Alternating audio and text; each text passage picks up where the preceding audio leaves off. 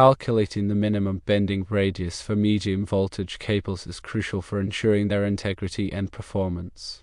Firstly, consult the manufacturer's specifications. The product datasheet or installation guide for the specific cable type should provide the recommended minimum bending radius. Secondly, refer to relevant codes and standards.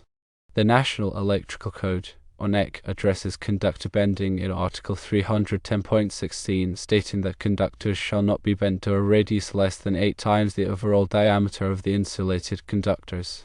Article 310.91 of the NEC specifies that for medium voltage cables above 2000 volts and having insulation rated 250 degrees Celsius to 600 degrees Celsius, the minimum bending radius shall not be less than 12 times the overall diameter of the insulated conductors.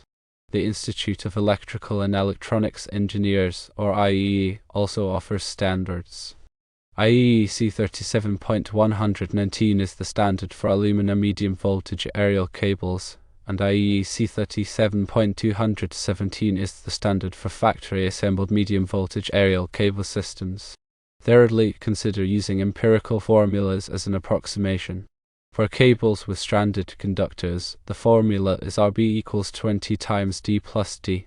For cables with solid conductors, the formula is Rb equals 12 times d plus d, where Rb is the minimum bending radius in millimeters, d is the overall diameter of the cable in millimeters, and d is the diameter of the conductor strand in millimeters. It's important to note that these formulas are only approximations and may vary slightly depending on the cable construction and materials. Important considerations include ensuring that the minimum bending radius is not exceeded during installation, handling, or storage. Excessive bending can damage the cable insulation and compromise its performance.